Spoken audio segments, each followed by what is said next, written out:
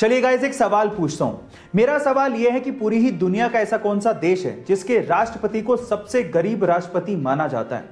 In fact मुझे सबसे गरीब राष्ट्रपति के साथ साथ सबसे बड़ा दिलवाला राष्ट्रपति भी बोलना चाहिए था। चलिए मैं आपको इसका जवाब देता हूं और मैं ऐसा क्यों बोल रहा हूं यह भी बताता हूं। गाइस, उस देश का नाम है उरुग्वे।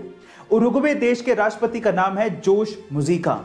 अब ऐसा नहीं है कि उन्हें सैलरी नहीं मिलती, वो एक देश के राष्ट्रपति हैं, उन्हें सैलरी मिलती है, लेकिन वो अपनी सैलरी का 90% हिस्सा यानी कि 90% हिस्सा गरीब बच्चों की शिक्षा में डोनेट कर देते हैं।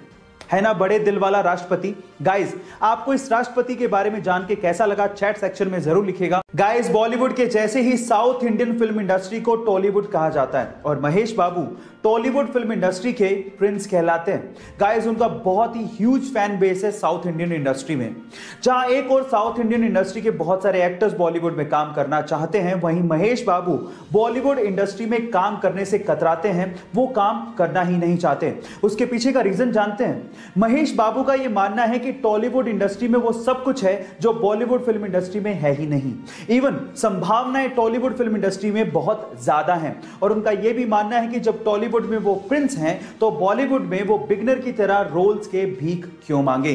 गाइस, इसको कहते हैं एटीट्यूड। आपका महेश बाबू के इस एटीट्यूड के बारे में क्या ख्याल है चैट सेक्शन में जरूर लिखिएगा। और गाइस, ऐसे बहुत सारे लोग हैं जो अपनी जिंदगी में करना तो बहुत कुछ चाहते हैं लेकिन शुरुआत करने से डरते हैं, या फिर शुरुआत में सक्सेस ना मिले तो वो हार मान के बैठ जाते हैं। ऐसे लोगों के लिए मेरे पास एक मोटिवेशन है। उस मोटिवेशन का नाम है नेहा कक्कड़। गाइस, एक दौर था जब नेहा कक्कड़ रात भर जगरातों में गाना गाया करती थी और उसके लिए उन्हें मात्र 100 से 150 रुपए ही मिला करते थे। लेकिन आज वही नेहा कक्कड़ अपने हार्डवर्क के दम पर उस मुकाम पर पहुंच चुकी हैं जहां पर वो एक गाना गाने के लिए 10 से 15 लाख रुपया तक चार्ज करती हैं। गाइस, अब मुझे नहीं लगता कि इसके अलावा आपके लिए कोई इससे अच्छा मोटिवेशन हो सकता है। गाइस, हार मत मानिए, हार्डवर्क कंटिन्यू रखिए, क्या पता एक दिन किस्मत के दरवाजे आपके लिए भी खुल जाएं। लोगों ने मूवीज में सुपर हीरो को तो प्लेन को लैंड कराते हुए और पैसेंजर्स की जान बचाते हुए देखा होगा, लेकिन रियल लाइफ में भी एक ऐसा इंसिडेंट हो गया जो किसी मूवी के स्टंट से कम नहीं था। यह बात है 2014 की, जब एक पैसेंजर प्लेन को लैंड करना था, लेकिन जैसे ही पायलट ने टायर्स को खोला तो आगे वाला टायर ढंग से खुला ही नहीं। अब अगर उसी सिचुएशन में वो लैंड करवाता तो पक्का कुछ ना कुछ बड़ा एक्सीडेंट होता।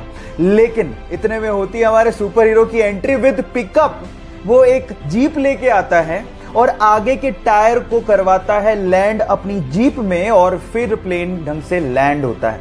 ये घटना किसी स्टंट से कम नहीं है। बहरहाल, उसने अपनी जाबाजी से बहुत से पैसेंजर्स की जान बचाई, तो इस बंदे के लिए 1 लाइक तो बनता है।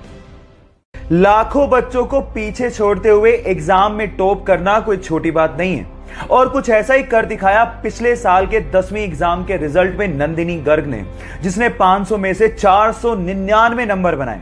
अब उसकी सक्सेस के पीछे टोटल 5 रीजंस हैं जो उसने शेयर किए। नंबर 1, एनसीईआरटी से अच्छा बुक है ही नहीं, बहुत ध्यान से पढ़ो।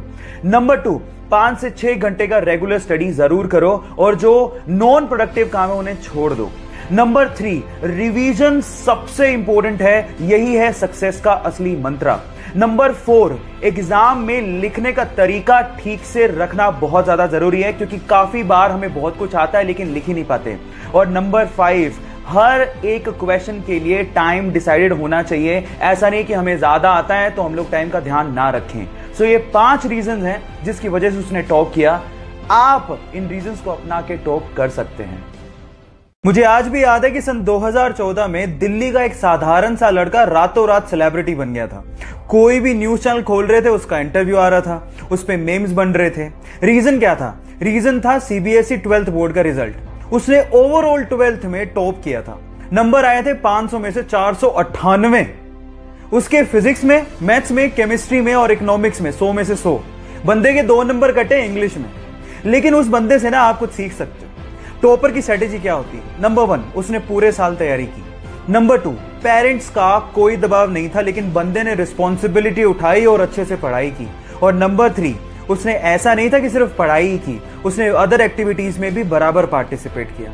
तो मेरा आपसे एक सवाल है, क्या आप पूरे साल भर से तैयारी कर रहे हो या रात भर में ही लगे हो? जवाब देना मत भूलिएगा।